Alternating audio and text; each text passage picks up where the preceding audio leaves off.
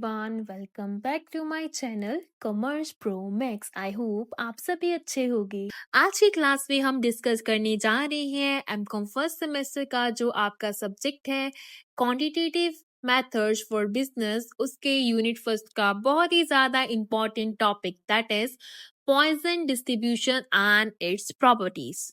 ये topic university exam, competitive exam और practical life में बहुत ही ज़्यादा इम्पॉर्टेंट है। आज के लेक्चर को एंड तक ज़रूर देखिएगा। इसमें हम पॉइजन डिस्ट्रीब्यूशन होता क्या है उसको देखेंगे, इसका फॉर्मूला, अजम्पशन, प्रॉपर्टीज, यूजेस सब देखेंगे। तो वीडियो को एंड तक जरूर देखेगा। वीडियो को स्टार्ट करने से पहले अगर आप इस चैनल पर नए हैं या फिर आपने अभी तक मेरे चैनल को सब्सक्राइब नहीं किया है तो जल्दी जाके इसे सब्सक्राइब कर लीजिए and don't forget to press the bell icon ताकि आपको फ्यूचर वीडियोस का अपडेट टाइमली मिलता रहे। तो चलिए आज की वीडियो स्टार्ट करते हैं विदाउट वेस्टिंग एनी टाइम। तो सबसे पहले हम इंट्रोडक्शन देखते हैं। स्टूडेंट, एक सिंपल सा क्वेश्चन पूछना चाहती हूँ मैं आपसे। अगर मैं आपसे पूछूं कि एक सिटी में एक दिन में कितने रोड एक्सीडेंट होंगे तो क्या हम एग्जैक्ट बता सकते हैं? जो कि बिल्कुल भी नहीं, हम बिल्कुल भी नहीं बता सकते कि एक दिन में कितने एक्सीडेंट हो सकते हैं। एक और एग्जांपल लो, अगर कस्टमर केयर ऑफिस में एक आवर में कितनी फोन कॉल्स आएंगी एग्जैक्ट बता पाओगे? क्या ये पॉसिबल है बताना? नो, बिल्कुल भी नहीं पॉसिबल है। वन मोर क्वेश्चन, एक बुक के एक पेज पर कितनी प्रिंटिंग मिस्टेक होगी? ये भी एग्जैक्ट नहीं बता सकते हो आप। नोटिस, क्योंकि आपने कभी नोटिस ही नहीं किया होगा, आपने क्या, मैंने भी नहीं कभी नोटिस किया होगा, राइट। ये सब जो इवेंट है वो रैंडम है, कभी ज्यादा तो कभी कम हो सकते हैं और इंडिपेंडेंट होते हैं। ठीक है, ऐसे रेयर और रैंडम इवेंट्स को स्टडी करने के लिए हम यूज करते हैं पॉइजन डिस्ट्रीब्यूशन का। Distribution French mathematician Simon Denis Poisson के नाम पर रखा गया था। उन्होंने इस कंसेप्ट को 1837 में इंट्रोड्यूस किया था, इसीलिए इसका नाम पॉइजन डिस्ट्रीब्यूशन रखा गया। अब देखते हैं meaning. The Poisson distribution is a discrete probability distribution which gives the probability of a number of events occurring in a fixed intervals of time or space. Poisson distribution एक discrete probability distribution है। ये बताती है कि fix time या फिर fixed area के अंदर कोई इवेंट कितनी बार होने की प्रोबेबिलिटी क्या है। लेकिन कुछ कंडीशंस होती हैं। इवेंट्स इंडिपेंडेंटली होने चाहिए। सेकंड कंडीशन है एवरेज रेट कांस्टेंट होना चाहिए। अगर सिंपल वर्ड्स में बात करें, पॉइजन डिस्ट्रीब्यूशन बताती है कि रेयर इवेंट्स एक फिक्स टाइम या फिर फिक्स्ड एरिया में कितनी बार होने के चांसेस रखते हैं। इसी वजह से इसे लॉ ऑफ रेयर इवेंट भी कहा जाता है। नेक्स्ट हम देखते हैं mathematical formula. If an event occurs on an average lambda times during a fixed interval, then the probability of exactly x events occurring is given by the given formula। मतलब exactly r event होने की probability, lambda average number of events, इसको mean भी कहा जाता है, and e means natural logarithm के base, इसकी वैल्यू होती है 2.7183 and r number of event जैसे कि 0, 1, 2, 3, 4, 5 so on, and r fraction जैसे कि 3 fraction 3 into 2 into 1 that is 6। Memory trick क्या है इसको याद करने के लिए? फॉर्मूला याद रखना बहुत मुश्किल लगता है, बस इतना याद रखो कि e power minus lambda into lambda power r divided by r fraction.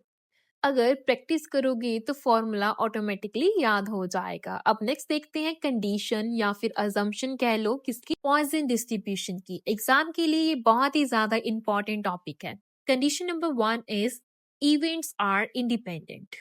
The occurrence of one event does not effect the occurrence of another. एक इवेंट दूसरे इवेंट को अफेक्ट नहीं करेगा।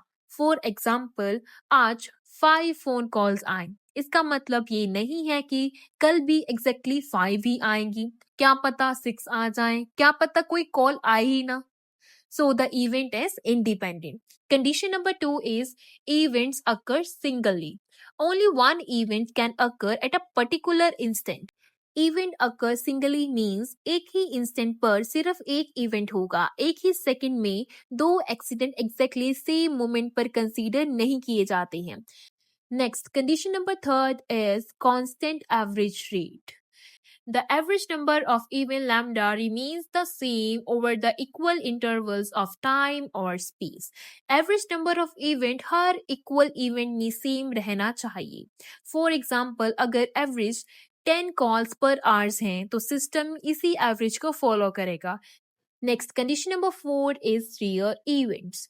प्रोबेबिलिटी बहुत स्मॉल होती है लेकिन अपॉर्चुनिटी बहुत ज्यादा होती है, that is rear events. For example airplane accident बहुत रेयर होते हैं लेकिन फ्लाइट्स बहुत सारी चलती हैं। Next condition number 5 is non overlapping intervals. The number of events in one interval is independent of the number in another. एक interval के इवेंट दूसरे इंटरवल को अफेक्ट नहीं करता है। फॉर एग्जाम्पल मॉर्निंग के कस्टमर इवेंट के कस्टमर्स को अफेक्ट नहीं करते हैं। नेक्स्ट हम देखते हैं properties of Poisson distribution. The property number first is discrete distribution. It represents the probability of a discrete number of events like 0, 1, 2, 3 and so on. Discrete values लेते हैं मतलब 0, 1, 2, 3, 4 फ्रैक्शन में नहीं होती है। फॉर एग्जाम्पल एक्सीडेंट 2.5 नहीं हो सकता कि कल एक्सीडेंट हुआ था 2.5%। क्या ये प्रोबेबिलिटी होती है? बिल्कुल भी नहीं। या तो कहते हैं कि 1 का एक्सीडेंट हुआ, 2 का एक्सीडेंट हुआ, 3 जानों का एक्सीडेंट हुआ। कभी सुना है पॉइंट्स में कि इतने लोगों का एक्सीडेंट हुआ? जो कि फ्रैक्शन में नहीं होता है। ठीक है। प्रॉपर्टी सेकेंड है हमारी defined by a single parameter. The Poisson distribution depends only on one parameter lambda which is both the mean and the variance. Single parameter distribution मतलब पॉइजन डिस्ट्रीब्यूशन सिर्फ एक पैरामीटर लैम्डा पर depend करता है और यही इसका सबसे स्पेशल प्रॉपर्टी है। पॉइजन डिस्ट्रीब्यूशन में mean equals to variance equals to lambda होता है। ये एग्जाम का फेवरेट पॉइंट है और इसे हाईलाइट कर जरूर आइएगा। Next, property number third is non-negative integer value. The random variable x number of events can take only non-negative integer value that is 0, 1, 2, 3 and so on. Random variables like x सिर्फ 0, 1, 2, 3, 4 and so on इसमें से number में कोई भी हो सकता है और नेगेटिव वैल्यू पॉसिबल नहीं होती है। For example negative accident impossible, negative customer जो कि है इम्पॉसिबल। नेक्स्ट प्रॉपर्टी नंबर 4 है स्क्यूनेस। अब एक इंटरेस्टिंग प्रॉपर्टी पॉइजन डिस्ट्रीब्यूशन की शेप लैम्डा पर डिपेंड करती है। अगर लैम्डा छोटा है तो डिस्ट्रीब्यूशन राइट साइड पर स्क्यूड होती है। ठीक है। जैसे जैसे लैम्डा इंक्रीज होता है डिस्ट्रीब्यूशन साइमेट्रिकली होने लगता है और धीरे धीरे नॉर्मल डिस्ट्रीब्यूशन जैसा दिखने लगता है। इसे याद करने की इजी ट्रिक क्या है? Small lambda right skew and large lambda bell shape. Next property number 5 है हमारी relationship between mean and variable. Poisson distribution की सबसे स्पेशल प्रॉपर्टी है mean equals to variable equals to lambda. इसी प्रॉपर्टी की help से हम आइडेंटिफाई करते हैं कि डाटा पॉइजन डिस्ट्रीब्यूशन फॉलो करता है या फिर नहीं। नेक्स्ट प्रॉपर्टी है हमारी एडिशनल प्रॉपर्टी। अगर दो इंडिपेंडेंट पॉइजन वेरिएबल्स x1 और x2 होंगे तो उसका सम भी पॉइजन डिस्ट्रीब्यूशन ही फॉलो करेगा। For example morning customer and event customer, तो टोटल कस्टमर्स ये भी पॉइजन डिस्ट्रीब्यूशन फॉलो करेगा। Next property number 7 is limiting case of binomial distribution. The Poisson distribution can be derived as a limiting case of the binomial distribution where when n is infinity and p 0 such that np equals to point. Limiting case of binomial distribution मतलब student ये exam का favourite point है। जब n बहुत बड़ा हो और p बहुत छोटा हो तब बाइनोमियल डिस्ट्रीब्यूशन पॉइजन डिस्ट्रीब्यूशन में कन्वर्ट हो जाती है। इसीलिए इसी को Poisson distribution limiting case of binomial distribution भी कहा जाता है। Next property number 8 is shape of curve. अगर लैम्बडा इक्वल्स टू 1 या फिर 2 डिस्ट्रीब्यूशन राइट स्क्यूड, एंड अगर lambda is less than equal to 10 distribution is bell shaped, बिल्कुल normal distribution जैसे ही होगा। अब आप कहोगे इन प्रॉपर्टीज को हम कैसे याद करें? बहुत इजी है याद करना, बस इनके जो पॉइंट्स है उनका फर्स्ट लेटर उठा लो। डिस्क्रीट का डी, सिंगल पैरामीटर का एस, नॉन नेगेटिव इंटीजर का एन, स्क्यूनेस का एस, रिलेशन का आर, एडिक्टिविटी का ए, लिमिटिंग केस का L and shape of curve का एस। तो इसका याद करने का ट्रिक है DSNS DSNS 5-6 टाइम इसे याद करो, आपको याद हो जाएगा। इसकी यही मेमोरी ट्रिक है याद करने की। अब हम पॉइजन डिस्ट्रीब्यूशन की एक एग्जांपल देखते हैं। A company makes a electric toy, the probability that an electric toy is defective is 0.01, find the probability that in a shipment of 500 toys there will be 5 defectives. The probability of defective electric toy is 0.01 and the number is 500. एक company electric toy बनाती है। एक toy के defective होने की probability है 0.01। Company ने total 500 toys का शिपमेंट भेजा, तो हमें फाइंड करना है प्रोबेबिलिटी एग्जैक्टली 5 टॉयज डिफेक्टिव हो। सबसे पहले क्वेश्चन को रीड करते ही हमें आइडेंटिफाई करना है कि ये पॉइजन डिस्ट्रीब्यूशन है या फिर बायनोमियल डिस्ट्रीब्यूशन है। तो अभी तो हमें पता है कि ये पॉइजन डिस्ट्रीब्यूशन का है, लेकिन एग्जाम में आपको क्वेश्चन रीड कर कर नहीं पता चलेगा कि ये पॉइजन डिस्ट्रीब्यूशन है या फिर बायनोमियल डिस्ट्रीब्यूशन है। ये आपको तब पता चलेगा जब आपने इन क्वेश्चंस की प्रैक्टिस की हो। ठीक है, अगर आप डेली प्रैक्टिस करोगे तो आपको इजीली पता चल जाएगा क्वेश्चन को देखते सारी कि पॉइजन डिस्ट्रीब्यूशन का है या फिर बायनोमियल डिस्ट्रीब्यूशन है। तो ये तो हमें पता है कि पॉइजन डिस्ट्रीब्यूशन का है, लेकिन क्यों? क्योंकि प्रोबेबिलिटी बहुत स्मॉल है, नंबर ऑफ ट्रायल भी बहुत लार्ज है, इसीलिए ये पॉइजन डिस्ट्रीब्यूशन का क्वेश्चन है। ठीक है, अब हम देखते हैं कि इसको हमने सॉल्व कैसे करना है। Step 1, probability P is 0.01 and N is 500, required R is 5। Next step number 2 लिखेंगे, लैम्डा फाइंड करना है हमने। फॉर्मूला लगाएंगे lambda equals to NP। N हमारे पास है 500 एंड P है 0.01, सो लैम्डा इज 5। ठीक है, स्टेप नंबर 3 में फाइंड करेंगे क्या? फॉर्मूला अप्लाई कर कर हम P की वैल्यू मतलब R की वैल्यू फाइंड करेंगे। तो हमने फॉर्मूला लिखा, फॉर्मूला लिखने के बाद हमने सारी वैल्यूज उसमें पुट कर दी, एंड पुट करने के बाद हमारे पास हमें पता है कि हम जो E है, E की वैल्यू हम टेबल में से देखेंगे।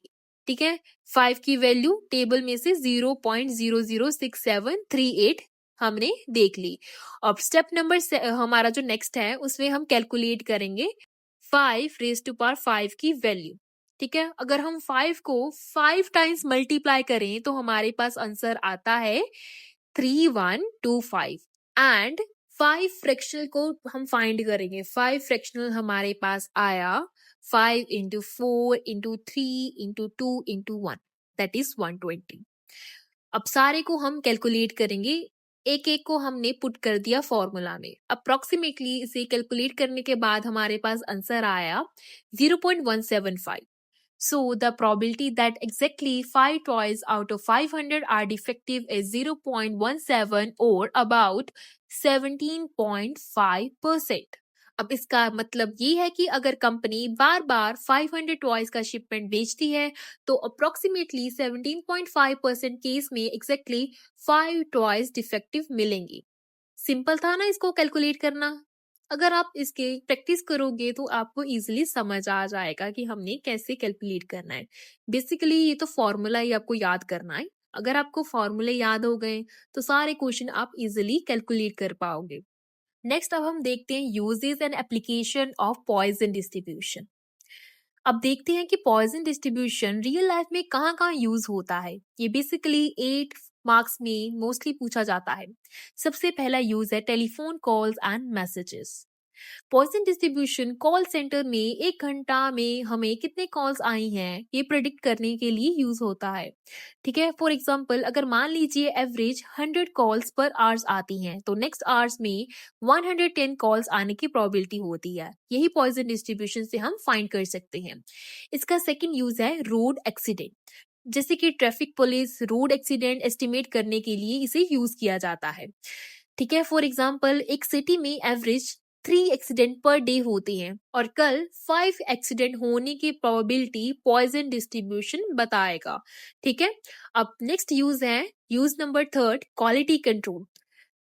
जैसे कि फैक्ट्रीज में डिफेक्टिव प्रोडक्ट्स काउंट करने के लिए यूज किया जाता है। फॉर एग्जाम्पल 1000 बल्ब्स बनाए हैं फैक्ट्री में, कितने डिफेक्टिव होंगे पॉइजन डिस्ट्रीब्यूशन यूज करके हमें पता चल जाएगा। Next step number fourth is biology and medicine.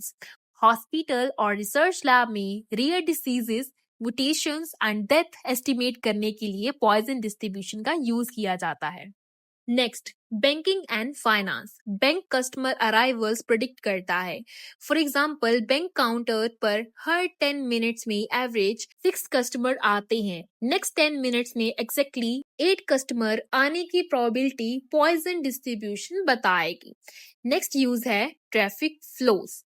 Toll plazas, metro station, highways vehicle count and estimate करने में हेल्प करती है। फॉर एग्जाम्पल टोल प्लाजा पर एवरेज 50 कार्स पर मिनट निकलती हैं। ये हमें पॉइजन डिस्ट्रीब्यूशन से पता चला। नेक्स्ट यूज है क्वी थ्योरी। क्वी मतलब लाइन, जैसे railway reservation, hospital, bank, ticket counters, customers कितनी स्पीड से आएंगे पॉइजन डिस्ट्रीब्यूशन बताएगी। नेक्स्ट यूज है हमारा astronomy and physics. Scientist radio active particles, meteor shores, space research में पॉइजन डिस्ट्रीब्यूशन का यूज किया जाता है। फॉर एग्जाम्पल 1 मिनट में कितने रेडियो एक्टिव पार्टिकल्स रिलीज होते हैं, ये हम पॉइजन डिस्ट्रीब्यूशन से कैलकुलेट कर सकते हैं। नेक्स्ट अब हम देखते हैं एडवांटेजेस ऑफ पॉइजन डिस्ट्रीब्यूशन। सबसे पहला एडवांटेज है simple and easy to apply. ये बहुत ही ज्यादा सिंपल और इजी फॉर्मूला होता है, इसको हम इजीली अप्लाई कर सकते हैं। सेकंड है सिर्फ एक पैरामीटर लैम्डा पर डिपेंड करता है। थर्ड एडवांटेज है रियर इवेंट्स के लिए बेस्ट डिस्ट्रीब्यूशन माना जाता है। नेक्स्ट एडवांटेज है business, science, economics, management, medical सब जगह इसका यूज होता है। नेक्स्ट एडवांटेज है सर्टेन कंडीशंस में बाइनोमियल डिस्ट्रीब्यूशन और नॉर्मल दोनों को एस्टिमेट कर सकता है। ये बहुत ही ज्यादा इंपॉर्टेंट पॉइंट है। नेक्स्ट देखते हैं limitations of Poisson distribution. Her distribution की तरह पॉइजन डिस्ट्रीब्यूशन की भी कुछ लिमिटेशंस होती हैं। जैसे कि फर्स्ट लिमिटेशन है it assumes that the events occur independently which may not always be true in real life। Events independent होने चाहिए रियल लाइफ में भी, जबकि हर बार ऐसा नहीं होता है। फॉर एग्जाम्पल ट्रैफिक जाम, एक एक्सीडेंट दूसरे एक्सीडेंट को इफेक्ट कर सकता है, यहाँ इंडिपेंडेंसी टूट जाती है। नेक्स्ट लिमिटेशन है रियर इवेंट्स के लिए ही सुटेबल है। अगर प्रोबेबिलिटी हाई है तो पॉइजन डिस्ट्रीब्यूशन का यूज नहीं किया जा सकता। नेक्स्ट लिमिटेशन है एवरेज रेट कांस्टेंट होनी चाहिए। रियल लाइफ में भी एवरेज चेंज होती रहती है। For example morning customers evening customer से डिफरेंट होते हैं। आई होप आपको ये क्वेश्चन बिल्कुल क्लियर हो गया होगा। तो आज हमने पढ़ा कि पॉइजन डिस्ट्रीब्यूशन को सॉल्व कैसे करते हैं, उसकी shape, curve, uses, application, advantages and limitation detail में हमने इसको समझा। याद रखिएगा कि पॉइजन डिस्ट्रीब्यूशन तब सबसे यूजफुल होती है जब हम फिक्स टाइम या फिर फिक्स एरिया में रियर और इंडिपेंडेंट इवेंट की प्रोबेबिलिटी निकालनी हो। इसी वजह से इसका use banking, manufacturing, hospital, traffic management, insurance, queen theory और साइंटिफिक रिसर्च जैसे बहुत सारे ऐसी फील्ड में किया जाता है। आई होप आपको ये टॉपिक बिल्कुल क्लियर हो गया होगा। अगर आज का लेक्चर आपको इजी और हेल्पफुल लगा हो तो वीडियो को लाइक करें, ज्यादा से ज्यादा अपने दोस्त क्लासमेट्स के साथ शेयर करें ताकि उनकी भी हेल्प हो सके। एंड अगर आपने अभी तक मेरे चैनल को सब्सक्राइब नहीं किया है तो जल्दी जाके इसे सब्सक्राइब कर लीजिए and don't forget to press the bell icon ताकि आपको फ्यूचर वीडियोस का अपडेट टाइमली मिलता रहे। तो चलिए मिलते हैं नेक्स्ट लेक्चर में एक नए टॉपिक के साथ। Until then keep learning, keep growing only with commerce pro max.